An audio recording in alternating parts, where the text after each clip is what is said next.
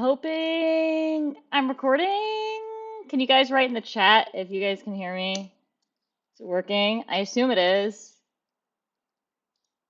Yeah, it looks like it is. Might be a little laggy, but it looks like it's working.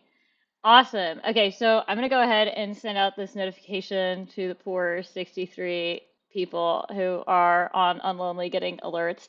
Also, as you guys will see, I have finally set up my display in such a way so hopefully if we record this for like YouTube or if you want to like rewatch this, you'll actually see what we're referring to in the chat. The problem is though is I have a tendency to like click away from things, so hopefully we'll have the chat here on the side the entire time. But please don't kill me if I forget what the hotkey is to do this again. Um, but yeah, I'm super excited to be talking to you guys about tornado craziness today. Um, Question for you guys before we get started. How many of you guys know what Tornado Cash is? And if you do, can you type it in the chat? Like what it is. And if you guys have used it before, I'd be curious about that too. Okay, yeah, it's a mixer. Yep. So do we all know what a mixer is though? I mean, it's jail, if you guys have used Tornado Cash before. No, I'm kidding. Actually, no. So Tornado Cash is a service that allows you to basically mix up your money with other people's money in order to obfuscate, to basically hide the source of your funds and also the destination of your funds. And that is extremely critical for a lot of different privacy reasons, right? Like, let's say I want to donate to the Ukrainian armed forces, right? But I'm a developer and I'm super well known and I don't want anyone knowing that I'm donating to Ukraine because I don't want Russian hackers after me. I might want to use something like a Tornado Cash. Or let's say I'm a business that solely operates that maybe I am a payment service provider, right? And I accept various forms of different crypto payments. I might actually want to use a mixing service in order to obfuscate how much money I'm actually earning as a business, so it's not as easy for you to actually be able to see my balance sheet, right? There are a whole bunch of different reasons for wanting to, have some sort of semblance of privacy. Those are just like two examples of many. But unfortunately, there's also another use of mixing services, and I think we all know what that is, and that's obviously sometimes that these services are used for money laundering, right? Now, the problem though with Tornado Cash, and let's actually like start clicking around here because otherwise I'm just gonna be like, yeah, look at me looking up the Tornado Cash logo earlier today. Tornado Cash, I forgot what their website is, but here we can actually check out their DAO proposals, which is pretty cool. But their website was taken down last year. So let me actually backspace about Tornado Cash a bit. So the way the Tornado Cash operates is you can deposit to these specific pools. They're just contracts, right? I can deposit to the 1 Ethereum pool. I can deposit to the 10 Ethereum pool, 100 Ethereum pool, and there are a couple other different pools. And basically, I have to deposit those precise amounts. So for example, if I deposit to the 1 ETH pool, I can only deposit 1 ETH and withdraw that 1 ETH, right? But because everyone else is only depositing 1 ETH to the 1 ETH pool, it makes it very difficult to see which 1 ETH that person is getting out on the other side. And so that's basically how it works, right? Now, as I mentioned before, unfortunately, with these mixing services, bad actors use them. And so, like last year, Axie Infinity, I'm sure we read about Axie Infinity, right? Like, can I even type? Axie Infinity was hacked last year, and ultimately, I mean, this was the largest hack to date that ever happened. And unfortunately, this was tied to North Korea. There are lots of different reasons that this attack was North Korea. But one of the main hallmarks of this is the typologies that these guys were using on chain. So effectively, what these guys did was they stole from the Axie Infinity bridge, which is a huge bridge that allows you to get over into the Axie Infinity game, where you can, battle with your cute little axolotl NFTs. I don't know. I don't do anything on that front. But anyways, this bridge got hacked. Largest DeFi hack to date. Largest, like, it was huge. And so what these guys did was, once they had the money, it was an ETH, they mixed it through Tornado Cash.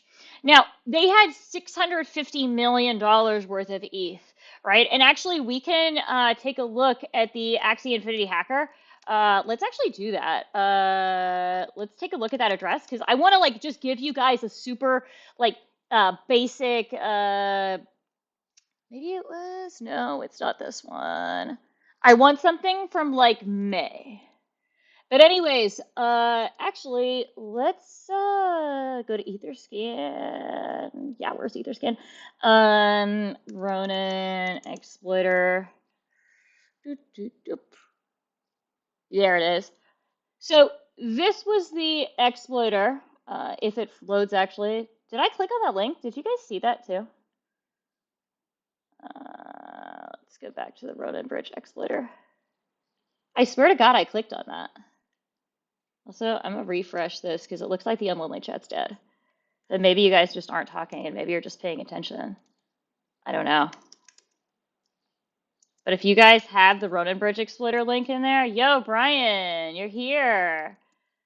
If you guys have the Ronin Bridge exploiter link handy, that would be really nice because I keep on trying to click on these links, but they're not working. But anyways, okay, so here's the Ronin Bridge exploiter link. And yeah, obviously they sent 2 ETH back to the Euler finance guys. We're not talking about that today. We're not. We're staying on subject. I swear to God. So here we have the Ronin Bridge exploiter. And what they did was let's take a look at token transfers here real quick. So I can refresh my memory as to what they did. And let me zoom out so I can actually see what's going on. So this is a whole bunch of shit tokens, obviously. Nice. You went to hot yoga. How was that? So here's them sending out USDC, and they send USDC out to one of these exploiter addresses. So they received both ETH and USDC, and what they started doing was they partitioned out the ETH, and we'll see that in a second, but they also partitioned out the USDC. So let's see where 1 million USDC was sent. It was sent to this address where it was then swapped via 1inch, right, into Ethereum. We see it's in Ethereum, and then where does it go from there, right? And it gets transferred out, and we can see it being transferred out right here, and it gets transferred to an address that was sanctioned by OFAC. We'll talk about that in a bit. But then it gets transferred again, and you can see always these amounts are being partitioned out into smaller and smaller increments. So we see it's in 3,000 ETH. 3,000 ETH is still a shit ton of money, okay? And we're a couple hops down the line, right? And let's just follow this one. Boom, all of this goes to Tornado, right? But look at how these timestamps are all back to back, right? Like it's insane how back to back these timestamps are. And so it was really easy. And you can see just the sheer volume of this money because actually, let's go back to the initial hacker address. Like these dudes literally stole like, how much was it in that one transaction? Let's take a look here. 173,600 Ethereum. That is fucking wild, right? And so they laundered the majority of this shit, or all of it, basically through Tornado Cash. Now, Tornado Cash is widely used, like it was the DeFi protocol to use as a mixing service. And by the way, this happened March of last year. And unfortunately, Tornado Cash, even though it had deep liquidity at the time, so a lot of people were using it, right? That was not enough to really hide 173,000 Ethereum, right? So it was super obvious where the funds were going to. And that's one thing that you really need to care about when you're using a service like this is how much privacy am I actually getting, right? You want to be in a pretty deep liquidity pool in order to actually be able to really say, okay, I do actually have privacy. Right? Okay, so we know now what Tornado Cash is. We saw how they were sending to that 100 ETH contract, right? Let's go back and take a look at that again. Sorry that I'm making us go through all this crap again, but I really want to hit this home. So here we have we're just going to go continue onwards. Like one of these, it doesn't really matter because they're all go to Tornado Cash anyways. And here we see it going to the 100 ETH contract, right? And we can see this beautifully right here where they're interacting directly with the Tornado Cash router. So this router contract ends up routing those funds to the 100 ETH contract. Now, we can be a little bit more, and I swear to God, I don't want to scare you guys. So tell me if I'm like starting to scare you with any of these tools, but I'm slowly want to introduce you to other like little fun gadgets in Metadoc. But what's awesome is Falcon. It basically will show you how a contract call is actually working, like how where the funds are actually flowing. I'm trying to simplify this a lot.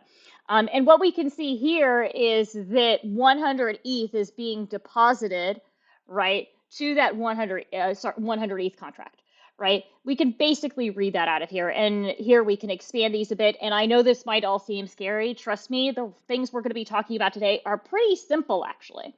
Okay, so that's Tornado Cash, right? So we know how it, like, what it kind of is. I've already wasted like 15 minutes talking about that. Um, let's actually talk about their DAO. And I think it's really critical to talk about how their DAO works, because their DAO works like a lot of other on-chain DAOs. And so this particular exploit that went down is not Tornado Cash specific. And that's kind of the scary part here. And I kind of really want to hit it home. I don't know how to like alert other projects of this, but this kind of an exploit is super easy for anyone with a good, solid understanding of Solidity to just do to another DAO. And if a bunch of voters don't know what the fuck's going on and they just vote for it, this shit can easily happen again, where funds are ripped out of the contract. Okay, so let's get into it. So if we check out Boardroom, and I'm actually going to send this over to you guys so you guys can take a look here. So Boardroom shows you all sorts of governance proposals. Now, Tornado Cash, back last year, one thing I didn't say was that, and this is something you guys already probably know, is because it was used for that Axie Infinity hack, and because we know it's related to North Korea, what do you know? What happened back in August of last year? Tornado Cash was OFAC'd. What does that mean? That means the US government decided to say, we're placing sanctions on this thing. And what that means is anyone who interacts with Tornado Cash going forward after August 8th basically has to tell OFAC about it and might have to pay a fine, right? Might get in trouble for it, but certainly has to file. And for example, if you were someone who used identity unknown, anyways, or unless you joined, I don't know.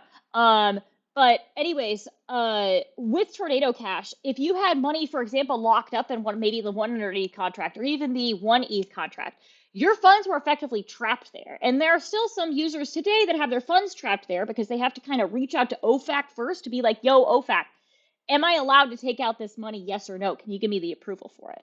Right? And this goes for US citizens, right? And it also goes for US companies. So for example, let's say that you're using a US based payment service provider, a US based exchange, and you receive money from Tornado.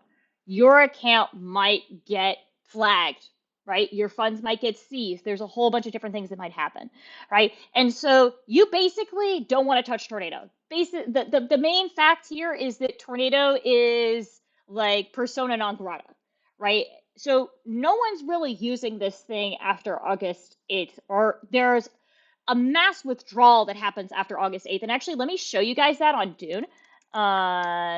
I made a Dune dashboard. Oops. And let me actually just search for myself. Can I search for myself? We're not going to log into Dune today. There's no point there. So there's this dashboard here, and you can see all of the different withdrawals that happened after it got OFAC'd.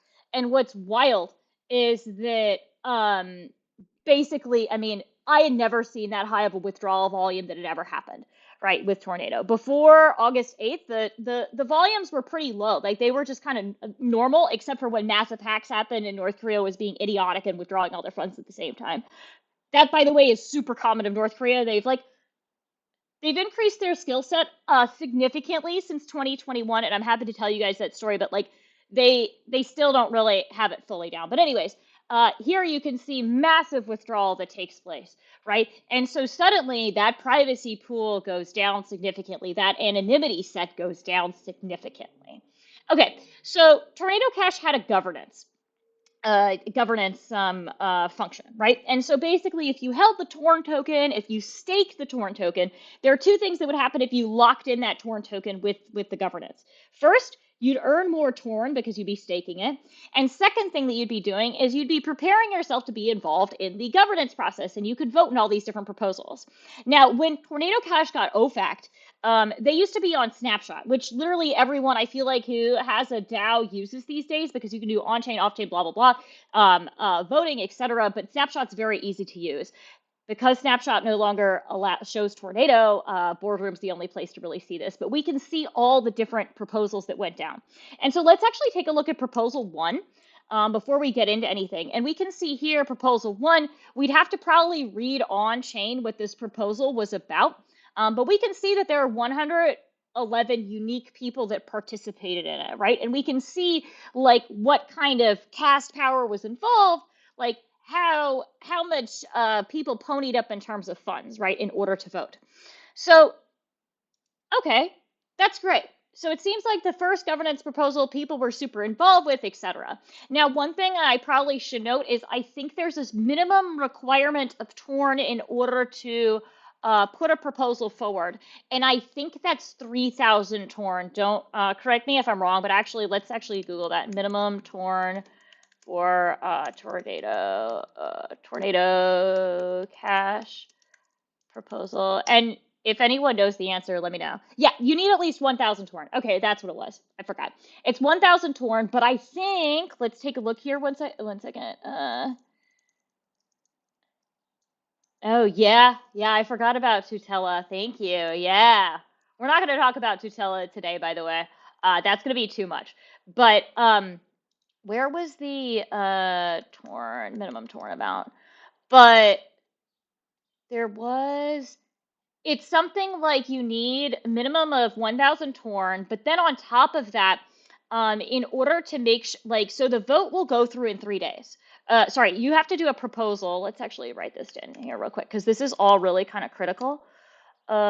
Yes. Okay, so here, this is really important. And so I keep forgetting these different days, but we're going to be talking about them. Yeah, thank you. So the voting period for a proposal is 3 days. And if a proposal actually goes through, and that by going through, it means it has at least a threshold of 25,000 total Torn locked in there, so that have participated in the vote, there's a time lock of 2 days, right? After that time lock, any user can then execute that proposal. And if it's not executed within those 3 days, poof, it is gone, right? It is done, it is over, right? But that's how it works. And I mention all these dates because it's going to be really important with this, right? Because this guy knew his shit, and he knew how to push all of this through, right? Okay, so we see here that we see here all the different dates. We know the amount of Torn. Let's actually get into the exploit itself. So one thing that I mentioned beforehand that I think is critical to mention again is staking. Remember how I said you have to lock up your Torn? And when you lock up your Torn, you do two things, right? You vote, you can vote with that Torn, and you also earn yield from staking. Okay, so where this guy withdrew from is ultimately from that staking contract, from where all those users had their staking money stored. Okay, so I actually started putting together slides for this, but then I was like, you know what? I feel like we should just do this together. But this was an easy way for me to store all of the different addresses so that we can pull these up and we don't have to search through Etherscan and waste a whole bunch of time. So the main two addresses involved in this attack are these two EOAs that I have here that are like in like a tiny, tiny, tiny font, right? Okay. So this is the first one we're going to be talking about here. So this is our primary attacker address. Now, before we get into this attacker address, I want to talk about a couple different things. I want to first ask you guys, while I'm talking through another thing real quick, is I want to know, where did this guy get money from? Tell me where this guy got money from. And yeah, then I'm going to go back to one of these proposals. So I want to make clear about a particular proposal real quick, and that is Proposal 16 here. So Proposal 16 is a proposal that's basically saying, yo, there are a whole bunch of like annoying relayers that are being really problematic, and we're kind of done with them, right? We kind of want them to get like, yeah, that's exactly it. That address, so that initial attacker address received money directly from Tornado Cash. So we're done with all these relayers who are like being bad and we want to penalize them. And then you're going to be like, well, wait a second, Heidi, you never talked about relayers. Okay. Yes, from the 10 ETH pool, and I think also from like the 0.1 ETH or maybe from the 1 ETH pool. I could be wrong. Yes, but they did receive from the 10 ETH pool. So what is a relayer? Remember how I talked about the way Tornado Cash works is I deposit 1 ETH to the ETH pool, 1 ETH pool, and then I can withdraw that 1 ETH at any point in time, right? And it's anonymized because everyone else deposits 1 ETH, everyone else withdraws 1 ETH. The problem is withdrawing. When I try to withdraw that money from Tornado Cash, I need to have that gas money. I need to be able to pay gas money in order to withdraw from that contract, in order to call my 1 ETH out. How do I do that? Well, there are two ways I can do that. First way is, well, I could get that money from somewhere else, maybe an address that isn't doxed, right? Isn't related to my doxed addresses, right? Okay, then, right, then another option is that I can use a relayer. Now, what is a relayer? A relayer is another person who is registered with Tornado Cash that's like, hey, I'm going to front the money to conduct your withdrawal, right? And you're going to give me a cut of that 1 Ethereum, right? And so actually, Control C, that's kind of what's going on there, right? Yeah. So what you're seeing is, I think what you're seeing, Control C, is some relayer fees, which we're going to talk about later. But anyways, with the relayer fee, with the relayers, right? Basically, what they do is they help just establish better anonymity. Are they necessarily required for Tornado to operate and for Tornado to be an anonymizing protocol? Not 100%. You don't necessarily need them. Are they an additional cool add-on? Absolutely. Okay, now that we know what relayers are, let's actually get into that address, right? Okay, so let's go ahead and take a look at this address here. And wow, I can't even copy pasta. And I'm going to start closing out some of these things or else I'm going to start getting really confused in here. But I'm going to keep open these boardroom things. Okay, so here's our initial, our attacker address, and there's a ton of stuff going on. We're seeing some locks, we're seeing all sorts of stuff, but we only see that there are 18 transactions. That's great, right? And in here, as I was talking about before, here's where we can see where this person first received funds, right? We can see they received from the 10 ETH contract. We can also see here, right, that they are also receiving funds via another relayer that they had to pay off, right? But it's from the 0.1 ETH contract, so they're not receiving as much, right? But they paid off a relayer, and let me go back to this because I've been told I go too fast, and I'm sorry, guys. Tell me when I go too fast, because I like to click around really quickly because I assume you guys know exactly what I'm talking about, which is bad, I know. But here we can see this amount is going to the relayer, right? Do they lose the benefit of the relayer when using? We'll talk about that in just a second, actually. That's a great question, Control C. But here we see them paying off this TRelayer.eth. And here they're receiving this 0.76 instead of the 0.1 ETH. Now, why did they use a relayer? This is the first transaction this address has ever received, right? It had no Ethereum in it.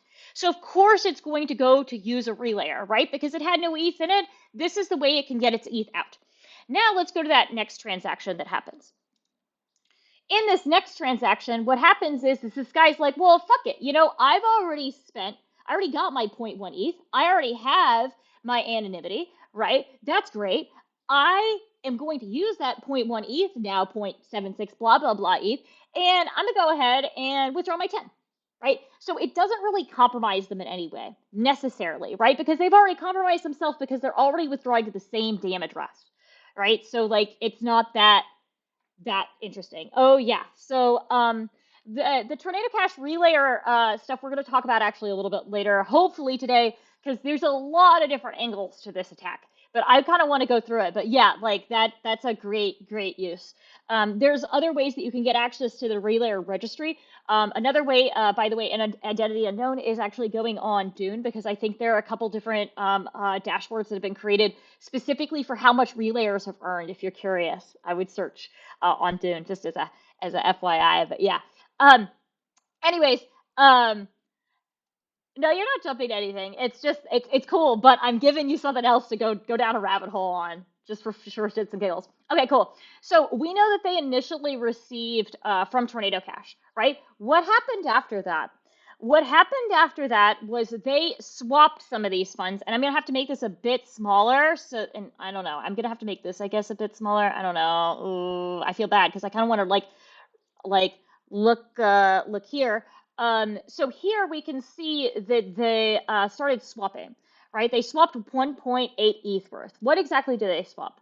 Well, they started swapping their ETH for Torn, right? Why did they want Torn? Oh, right. They need Torn. Remember, in order to create a proposal, how many Torn do we need? We need 1,000 Torn. And what is this guy getting at? Oh, wow. Almost exactly 1,000 Torn, just so that he can do the vote, right? And what does he do after getting 1,000 Torn? We can see it right here. He does this lock with approval. What does that mean? That means he is locking in that Torn with the governance vault and basically staking that Torn and prepping himself in order to create that vote, in order to create that proposal, rather. Right? Okay, so he then locks that in. And by the way, this happens on 5/13 at 4:07 in the morning. When did he receive that Tornado Cash money? Right? He literally receives that Tornado Cash money at 3:51. This dude knew exactly what he was doing. Like, when I really wish, like, I hope this is coming across, like, this guy was just a chef's kiss, amazing at what he did. Like, I have so much respect for whoever did this, because they really thought through exactly what they were doing. They were not playing around. They came to freaking win, and they knew that just by biding their time that they could effing do it, and they did it. Like, and yeah, I just have a lot of respect for this. So they basically were like, okay, bam, I'm going to lock in my money.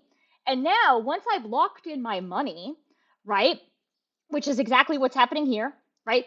Now I'm going to create this contract. And what is this contract creation? This is basically putting in creating a contract in order to make a proposal to the DAO, right? And we can actually take a look at this proposal, which is exactly that next transaction that ends up happening, right? This is the Tornado Cash proposal that they put forward. I want to talk about the contract creation, but I want to show the proposed thing first. So here, if we go on chain and we click decode input data, we can actually read exactly what this proposal is, right? And what this proposal is relayer registry penalization, right? Penalize the following relayers who is cheating the protocol, you know. And then they mention who all these relayers are, and they said use the same logic as proposal 16. Oh, great. Okay, so let's actually just fact check with what proposal 16 is, right? And if it aligns with what proposal 16 looks like, sweet, let's just go ahead and vote for it, right? And so let's actually take a look at this proposal here. So here's proposal 16, which I'll leave open. I actually want to bring us to proposal 20, though, which is what this guy's proposal is, right?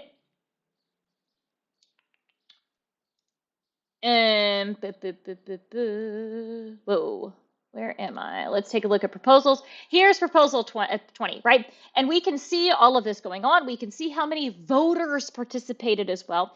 We can see that where the proposal was published on chain, right? This is just an easier way to look at it, I think, right, than reading it all on chain. So if you don't want to read it on chain, you can just go ahead and go to Boardroom and take a look at it. I prefer that, actually. But here we can actually see this proposal as well, right? We can see when proposal 16 was executed on chain, and we can see exactly, so we can see here, right? We can see, where is it? Right? We can see this proposal, but then we want to actually look at the implementation of this, right? And I don't think this is the actual execution of it, which kind of sucks. But I'll pull that out for you guys later. Like, we'll talk about exactly proposal 16 a bit, but needless to say, proposal 16 is literally, yeah, see, this says April 17th, but this was when it was executed. It's like pulling in the wrong data. It's pulling in the initial proposal for proposal 16, right? Which is not what we want. I had troubles with this actually earlier today. So that's why, like, I want to show it to you guys, but I'd have to spend some time digging through it. We'll dig through it later. If, in fact, if someone wants to pull out proposal 16 for me, go for it, please, by all means. If you don't find it, that's fine. TLDR, proposal 16 and proposal 20 basically look the same, right? And what does proposal 20 even look like, right? So we see proposal, this is what it looks like on chain, but a proposal is a proposal, right? It's just a bunch of text, right? What we actually care about is the code that goes with the proposal. Because the way Tornado Cash operates is that you can actually upgrade the code with a proposal. So it's not just like, hey, do this one thing, like maybe upgrade the website. No, you actually have code that can be implemented at the end of that proposal, which is really cool if the proposal gets voted in, right? And we can take a look here in this contract creation, what this proposal actually is going to look like. So in this contract creation, we can learn a whole bunch of things. Now, when you initially look at this, it's like, what the fuck? I don't see anything. I see that a contract was created. I see a bunch of garble here, and if I try to read it, it looks bizarro. If I look at the logs, I don't know what's going on. Okay, so this is where, again, if I get scary, let me know. But this is where I would pull up something like a Falcon, right? And here, if we open up Falcon, we can kind of read very simply what's going on. Now, what is happening here? What is happening here is a couple of different things. First off, the attacker, and we're going to draw this out, by the way, in a cute little graphic, and I might have to whiz past a couple of the other craziness that this guy did because I really want to hit this bit home. So first, this guy, he created a contract, right? Then he creates another contract using a different function called create2, and we're going to talk about the difference between those. And then after that, he creates another contract, and that other contract is the proposal. That's a lot of creation. Why would you go through creating all these different rando contracts? Like, that literally makes no effing sense. Well, it will in just a second, because we're going to get to starting to diagramming this shit out. And I really don't want to do this, but I feel like it's going to make the most sense. Like, it'll give you guys the best overview. So, upgradable, yes. Yes, we'll talk about some of, like, yes, there's a problem with all of these different contracts and the way they're created. So you have the attacker, I'm just going to call this EOA1, right? EOA1, and let me know if you guys can see this or if this is too small because I can make this all larger. EOA1, first off, creates, this is stage 1 contract, right? This stage 1 contract is created via this thing called a create function. Now, what is create versus create2? And I'm going to put this right up here. Now, the way create works is you create a smart contract using 2 different things. This is how the smart contract's address, the address related to that smart contract is created. You need, first off, the sender's address, and then the nonce, right? And the nonce is just, well, what was the last transaction performed on the sender's address, right? That's quite easy, right? So you have, so nonce is quite easy to figure out, right? So here, let me add that this is create1. Does that all make sense? Does anyone have a question about that? So this is just the normal create function. Okay, well now, what happens next after stage 1 contract is made? After stage 1 contract is made, stage 1 contract uses the create2 function. And I'm gonna actually pull up Google right now and show you guys, because like, I want you guys to like, I don't want to get into all these like details because usually I don't feel like these details are fun to know, but I feel like more exploits are going to happen using this same combination. So you can read all about create1 here, right? But create2 is a new version of create. And what it allows you to do, right, is to basically, as you see here, right, is the whole idea behind this opcode is to make the resulting address or the resulting contract independent of future addresses, future events, meaning that no longer is the address that you're creating, right, for that contract dependent on any sort of independent future events. And so regardless of what happens on chain, regardless of what nonce your sender address has, you could always redeploy that contract. That's great if you decide to, if things fuck up midway, like etc. You could always redeploy and get that exact same contract out. And that is super useful for all sorts of different reasons. And you can actually read up on Open Zeppelin why it's really cool, but it's pretty dope. But of course, because it's dope, there's probably also problems. And you can read up about all of the problems that I'm going to be talking about right now today. If you just look up Create 2 and then like Wild Magic, some guy actually documented out the exact problem that we are talking about today all the way back in February of 2019. And basically, he's saying that Create 2 is a huge effing problem. Why? Because you can use Create 2 and redeploy shit that really shouldn't have been redeployed, right? And how can you do that? So the way Create 2 operates is you need a couple of different inputs. So first, you just need this, it's this static 0xFF, fine, you need the sender address, you need the salt, which is random garble that you actually create, and then you need the bytecode for the contract, right? And that's all you need, right? And so from there, you can create a new contract. Now, mind you, right? Okay, now mind you, we use Create 2 for this contract. But now this contract exists, and this contract is going to deploy another contract, right? It's going to deploy the final, stage 3. This is the proposal contract, right? And they're going to do something sneaky.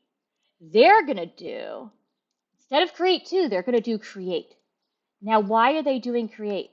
Oh, right, because with Create, right, our stage 2 contract, its nonce is 0, right?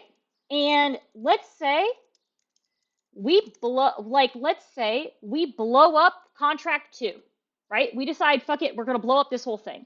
We still have the same bytecode for it, right? We steal the same salt. We're still the same sender if we decide to send from stage 1 contract, right? And we could just deploy this again. And what do you know? Because we can redeploy this contract from the get-go, its nonce will be 0, meaning we can then recreate this proposal contract, right? After we blow this whole thing up, which we're going to be doing with both of these guys, in order to then deploy our malicious proposal. So initially, this guy, he deployed this contract, and the contract was totally fine, except for one tiny bit to it. And we'll actually take a look at it right now. But the one tiny bit to it was there was this emergency stop function in there. And all this function basically does is it says, hey, if you need to like emergency stop this shit, I'm just going to self-destruct. Meaning that I'm just going to pretend like I'm just going to blow up and this contract won't exist anymore, right? And basically that blow up obviously will then allow and will prep then the attacker to then deploy the malicious thing all over again. Does that make any sense? Am I making any sense? I feel like this is overly complex, but at the same time, it's also kind of very simple once you understand a little bit of the math behind it, right? So, okay, let's go back to on-chain shit and actually take a look at this. And is everyone getting this? Can you give me a thumbs up if you understand what I'm talking about? Or if not, because I feel like I'm talking gibberish. Because like this would be the time to ask questions. Because once you get this, the line of attack makes a lot of sense, right? Because then, right, these guys, they end up, just to oversimplify things real quick, is they end up then deploying that malicious contract, which does what? What this malicious contract does, it is allows them to basically write or store a whole bunch of, basically move over a bunch of Torn that was earmarked in the staking contract over to 50 of their rando contract addresses that they set up for themselves. We'll talk about that in a bit. And then what they then do as their magnum opus is take that money and withdraw, right? And they withdraw that money, and now they're all Gucci. Okay, I'm looking at the time now, and I see I've got 20 minutes left, and I feel like I'm losing you guys. So I don't want to get too much into the contract detail weeds. We talked about the contract stuff, but let's talk about the actual exploit, right? So with the exploit, Here, so here is where they did the proposal, right? And by the way, they're doing all sorts of like, so they put in the proposal on the 13th, right? The proposal wasn't malicious. Remember, I said the only thing about this proposal that was bizarro, right? If we look at this, if we look at this governance contract, which no, it's not. I don't think it's this guy. I'm pretty sure it's not this bytecode. Yeah, this one's not it. But if we take a look at the where'd it go? Here. This is the, I think, the actual governance proposal here. Let me make it bigger so that I can actually see it. But here, this contract, if we take a look at this contract, let's just pull it up on Etherscan, right?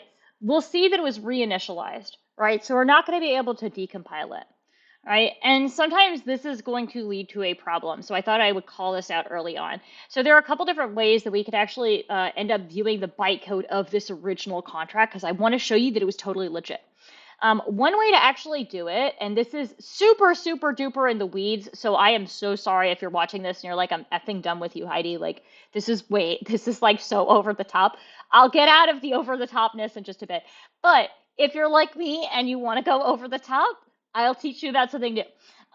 There's this thing called the DAO, and I call it the DAO, the dub. I don't know how the fuck to pronounce it. They're amazing though. I effing love them. And here we can see the bytecode for the proposal that they created. And all we have to do here is we copy it, we go to their decompiler, we enter it in, and it will decompile it for us if they do it properly, which I clearly did not do it properly this time. Did I copy the right proposal? I might have copied the wrong one, but I'm pretty sure this is the right one. I decompiled it earlier. Was it this one or was it this one? No, that's the malicious one. This is the actual, I think, correct one. So when I decompiled it earlier, and I probably just copy pasted the wrong shit, but anyways, they have an emergency stop function in here, and that's the big concern, is when you see something like that and you can see the emergency stop actually being used when they're actually conducting the attack. That's something you don't like when they're conducting the attack. That basically the emergency stop allows them to self-destruct those contracts to then actually then end up reinitializing them, right, with the malicious stuff and therefore steal all the money. Okay, so now that we know all of this, why is there a big concern about this? Because this exact storyline that I was telling you guys here can be done with any DAO, right? And the problem is that you'll never know if someone's doing something malicious until it's too late. So in this case, right, they deployed this shit all on the 13th, right? And on the 13th, everything seemed fine and dandy. It was unfortunately, though, 7 days later on the 20th, where they got really sketchy and they blew up these two contracts. And then what they did was they obviously then deployed their malicious proposal and implemented it because it had all the votes, right? And so this can happen to any DAO, right? And how would you have noticed that something funky was happening? Well, first off, when you're seeing this create already should be sus as fuck. But there was one other thing that happened too that was also kind of sketchy that a couple people called out a few days in advance. And that was the other externally owned address that was involved in this attack. Remember how I said these guys like took all the money and they took it using 50 different contracts that they had set up? Well, the way they set that up was through this address. And if you take a look at this address, they ended up creating this contract, right, to create, by the way, all of the, I'll show you exactly what they did, but they created this contract that created like 100 distinct, basically, addresses within it in the storage on the 18th, right? That same day, what they then did was this craziness, right? Where you see them locking in all these rando addresses for 0 torn into the governance vault. Now, why are they doing that? Well, they're doing that because they're prepping themselves in order to then rip out all of the money, right? And these are the addresses that are prepped for that. Now, why they decide to do that, I don't exactly know. If I were the attacker, I would have just gone and just in bulk done a massive withdrawal for a ton of money, right? For just one address. Like, because this was obvious. There were a couple people on crypto Twitter that actually were talking about this back on the 18th. And I remember thinking, that's kind of weird. And I ignored it, like everyone else, right? Which was a mistake because this was basically the warning shot from the guy, yo, you should take a look at your governance shit, right? And by the way, remember, it only took how many days, like, to lock in votes, right? It takes, I want to say in total, it would take about 5 to 7 days to actually, until that voting period ends with Tornado, because we looked at that doc earlier. I think it was like 5 to 7 days. This vote happened exactly 7 days later to the T, right? Where the guy implements the proposal, right? And then goes through with this entire attack. So he already let everyone know on chain 2 days in advance, shit's gonna hit the fan, right? Probably with Tornado Cash. Now, some people might argue, wait a second, Heidi, this is an entirely different address. And oh my God, I looked at this address and what do you know? Where is he receiving money from? Oh, I really wonder, right? Oh, surprise, surprise, I wonder where. And we can take a look back here and we'll probably find that, yep, surprise. They also, too, receive from Tornado Cash, right? And they received from Tornado Cash, and that was the only time they had received money prior to them conducting this attack, right? So we wouldn't have really known that this may or may not have been associated with the attacker per se, right? And so until obviously the attack went down, and the attack actually, this address actually was the one primarily involved in the attack, the one that actually ripped out all of the money. And we can actually see that in this transaction here. Let's take a look. Boo, boo, boo. Yeah, this is beautiful. Take a look at this. He's just withdrawing all the 50 some odd addresses that he set up. Now remember, I think I said earlier he set up 100 different addresses, but he's only withdrawing to 50. What's the difference? Well, there are some addresses actually that he set up that he still has money in, actually actively on Tornado Cash. And let's actually check that out in a second. But here's him withdrawing all this money. Cool. Okay, so everyone flips a shit, right? And this guy then, what does he do with all the money? As you probably have seen already, is he has swapped all of this Tor that he got. So he got 480 some odd thousand, right? And once he got the 480 some odd thousand, he swaps it for ETH and then mixes it through Tornado Cash, which is kind of funny because you might say, well, why would you use Tornado Cash? Isn't Tornado Cash compromised? That's wrong. It's not. So the DAO might be compromised, but the Tornado Cash pools, like the 1 ETH pool, the 10 ETH pool, the 100 ETH pool, those are all like they are immutable, meaning that no one can mess with them. They will forever exist on chain and no one can touch them basically and fuck with them, which is amazing. Unless there's like a massive 0 day that's found out, but in that case, there are going to be a lot of other contracts that are compromised, etc. But like that would be a very, very rare instance. But regardless, like that's why he could fully trust to use the Tornado Cash pools to move on his money, right? Okay, so remember, there are a couple different things that happen, right? He starts mixing all that money through Tornado Cash, right? And one thing, and then after that, what he does is something fascinating. He creates another proposal. He decides, okay, I've mixed my money through Tornado Cash. Now, right? And this is, by the way, him depositing all that money to Tornado Cash, right? Now what he decides to do is he decides to create another contract. Are we ready for this now? Right? I disagree with that, Identity Unknown. One second. Identity Unknown, I'll get to your questions in just a second. I just want to show off this contract so you guys can see it, because I want you guys to play around with this too. So here you can actually see where he's nulling out all of his balances that he had set up for all of these, what I would call minion contracts for himself, right? So these minion contracts all, if you check out like the first couple, you'll actually see that they're the ones that he received money to. So let's take a look here. Right? So here we can see the token transfers, boom, directly in from Tornado Cash, boom from Tornado Cash again. That's weird. This happened before the big attack actually happened, and it's something I didn't mention. So when he conducted that massive attack that we just looked at, let's actually take a look here. Was it, where did we see that? Whoa, I click out of it. I clicked out of it, didn't I? So when he conducted that massive attack, and let's actually just cheat and go to this one so you guys can see the massive attack. Before actually conducting the massive attack, he had 2 trial transactions where he actually, yeah, this is the massive attack. He did 2 trial transactions. So this is happening at 1:15 in the morning on May 21. These trial transactions, though, look at what time they're happening at. 7:34 on 5:20, right? 10:22 in the morning on 5:20. He gave everyone ample time to know what was happening, but no one did anything. And yes, Control C, they submitted their source to Etherscan for the most recent proposal. And the reason, there are a couple different reasons they did it. But identity unknown, I'll get to your questions now, but I'm going to send this over to you guys, and I want you to check out these addresses and tell me if all these addresses have funds in them. And what we're also going to be doing is we're going to be doing one other test.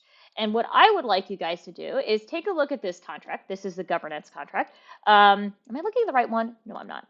Let me take a look here. Is this the governance vault? I don't want to care about the governance vault. I care about the governance contract. Let's see here where the lock's happening.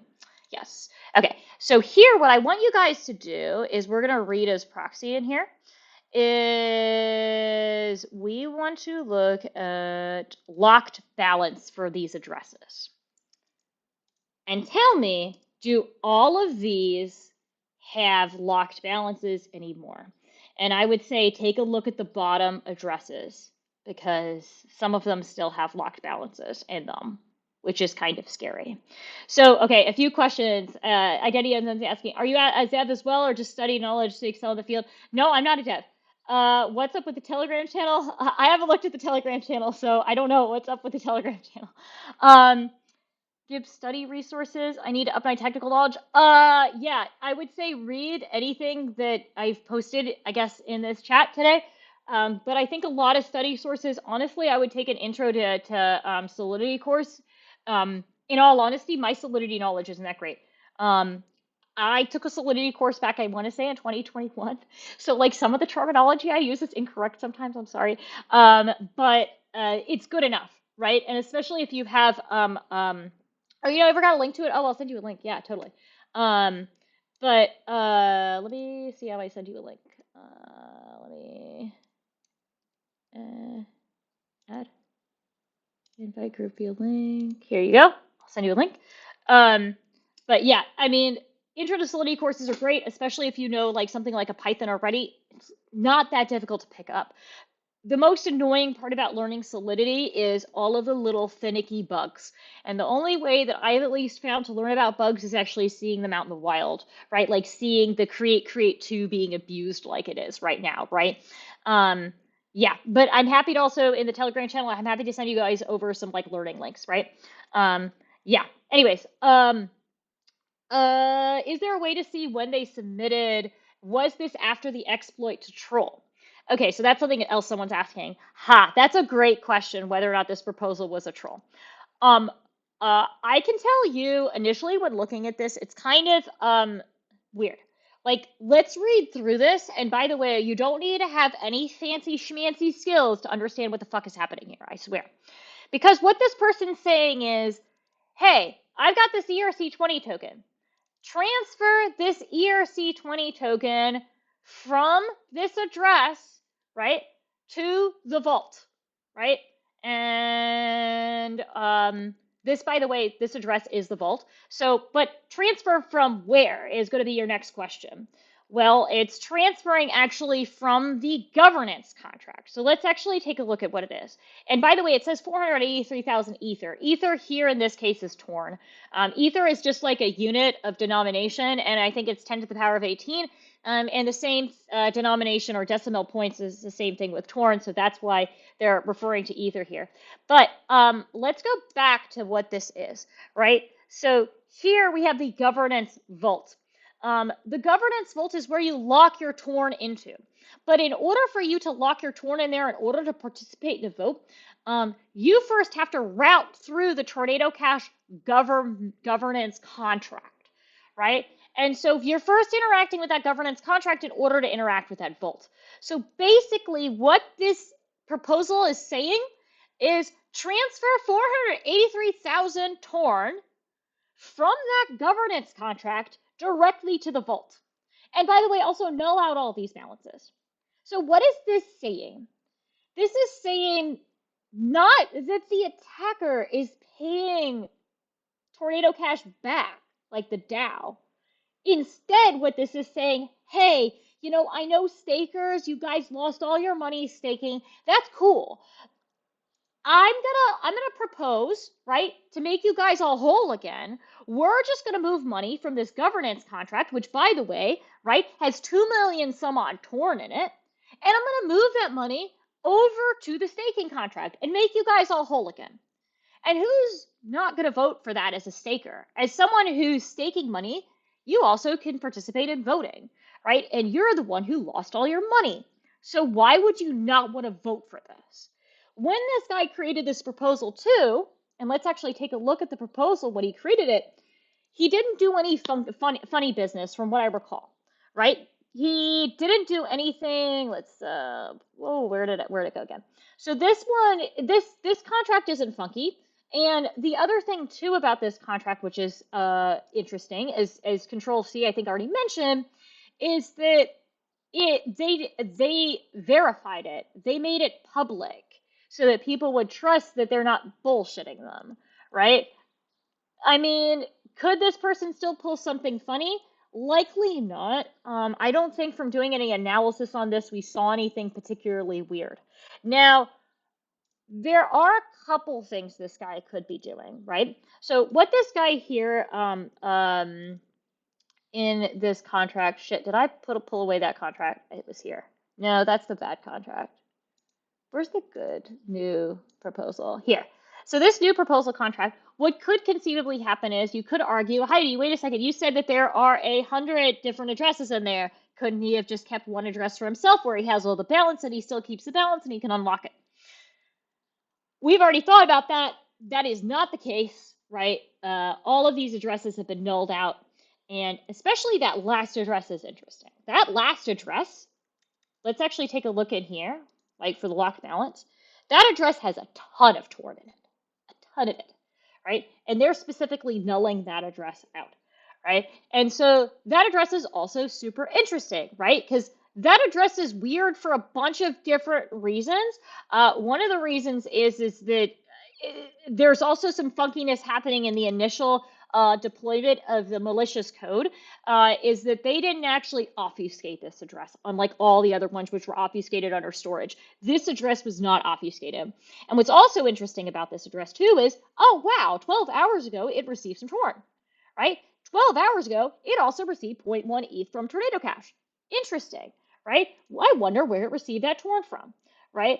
And right, we see, sorry, it's not 12,000. They received 38,000. They received that Torn directly from our exploiter, right? And what they then did was they dumped 12,000 of it. They dumped a whole bunch of other, they dumped a ton of this Torn actually in exchange, obviously, for Ethereum, right? And we know the song and dance here, right? So that here we can see they still have 21,000 Torn, but they dumped quite a bit of it, right? Okay, cool. So that's what's happening with this address, right? But this address is interesting because it's actually being recycled. Why this address in particular is being recycled because the other ones haven't, I don't know. I think the attacker is trying to basically claim his bounty and trying to, be as upfront as possible, but it's still very strange. Initially, when looking at this address, it seemed a little bit more like maybe a testing address of some sort. I don't know. But yeah, anyways. Yeah, you asked me that question, identity unknown. Who do you think who did it? And here is where I'm going to bring up some theories. So this person clearly knows exactly what they're doing. They're a master of Solidity, right? They clearly understand how to use Tornado Cash. right? And by the way, they've moved on at least like 470 some odd ETH so far through Tornado Cash, right? They know how to use Tornado Cash for privacy purposes, right? They understand how to obfuscate things through storage, through all sorts of other means, right? They're very smart. There are a couple things to maybe think about, a couple different threads to maybe look at. First thread worth looking at is taking a look at who participated in that vote for those for proposal 20. Because if you think about it, okay, the guy had a pony of 1,000 torn, but he needed 25,000 for that shit to go through. And to make it go through, within 7 days, he needed to make sure that enough people would pony up that money to do it, right? And so if you take a look at the voter count, right, it's kind of interesting that there are only 9 participants, right? 9 participants is pretty small in this vote. And I don't think it'd be a far stretch to say that there may be some interesting people within these 9, right? And I'm just gonna hint at 2 of them before, I leave today, because I feel like, oh my God, yeah, we've already talked like for freaking hour. Um, but here, for example, one thing I noticed immediately was there are 2 addresses that look like vanity addresses, right? And I'm not going to go through all the details of why I started digging into these 2 guys specifically. But I mainly started digging into these 2 guys because they hadn't participated in any votes prior. Right, and the way, how do you find that out? You literally click on them and you can see if they voted in any other votes, right? And let's take a look at this 0x22x address, right? Okay, they're receiving from Binance 10 ETH, cool, right?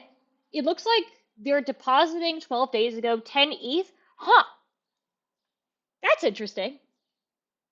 Who received 10 ETH on the 13th? I'm pretty sure one of you guys mentioned the initial attacker address received 10 ETH on the 13th. That aligns pretty well, right? Another thing that's really interesting, so they deposit 10 ETH, right, to Tornado Cash.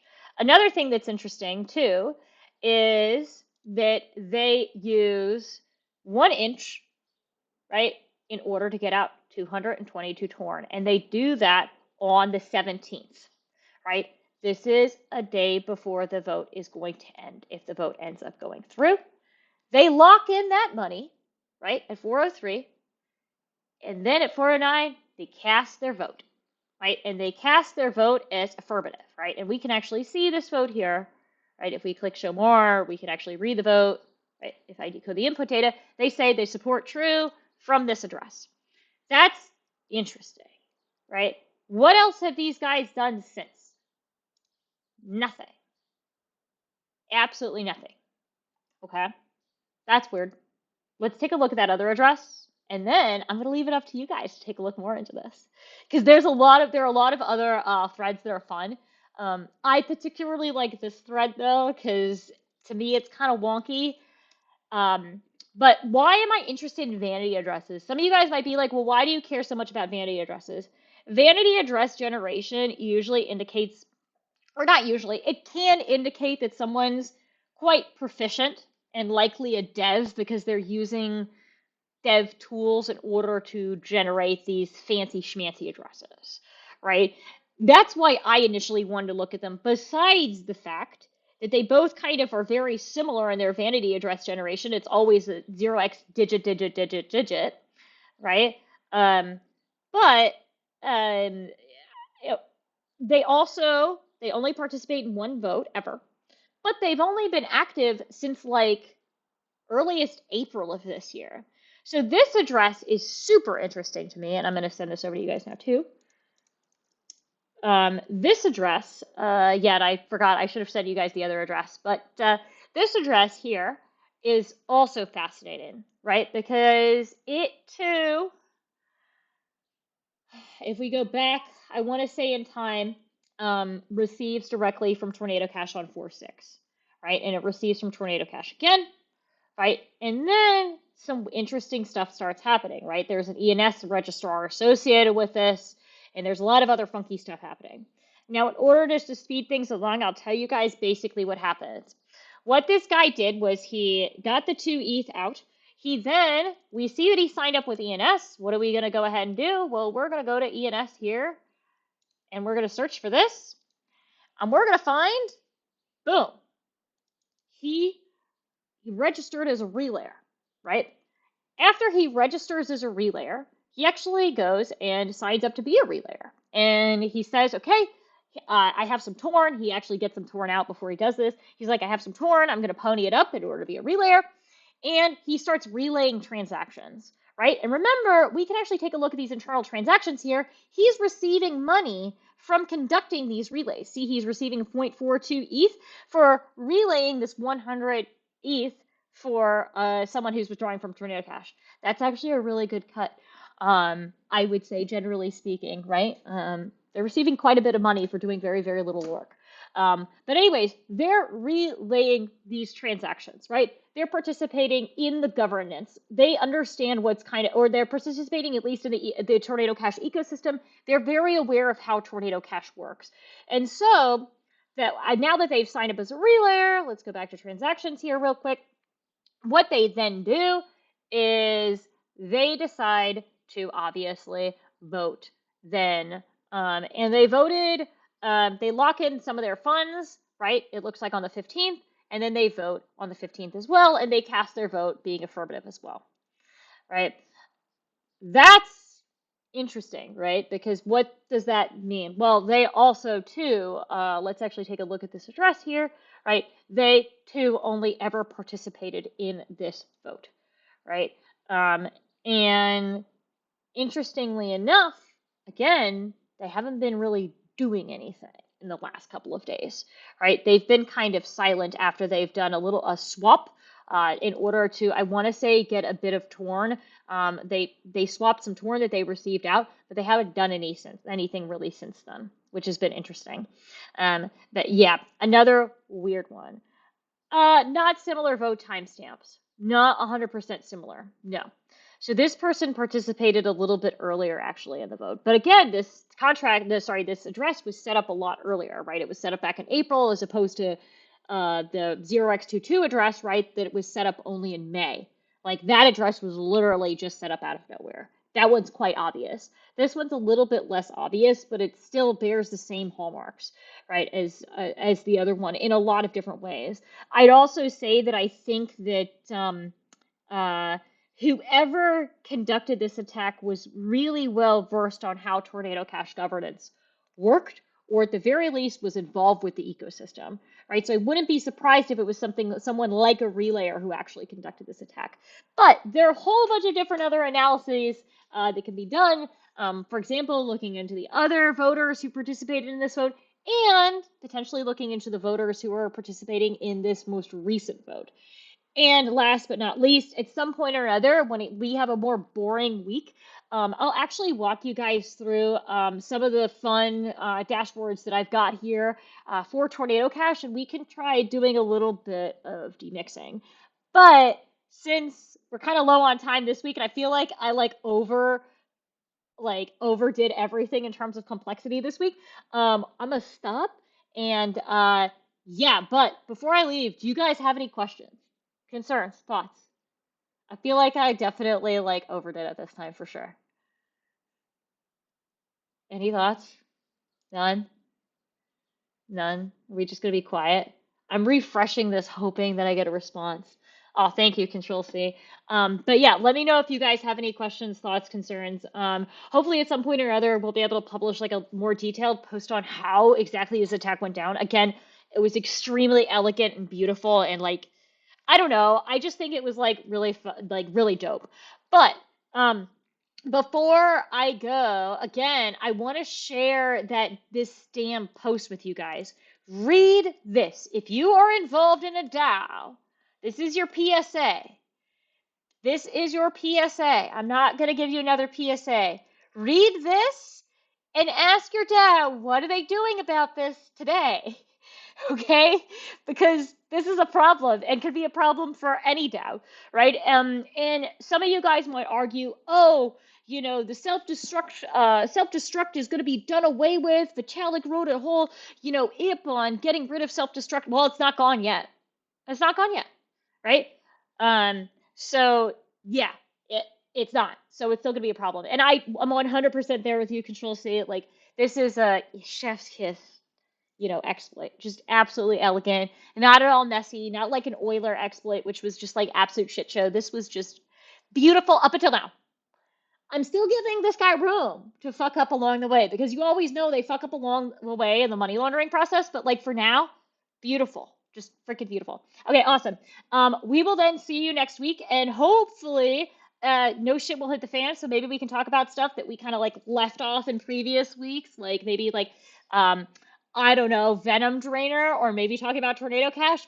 But I'm assuming next week won't be a slow week. We'll talk about something else.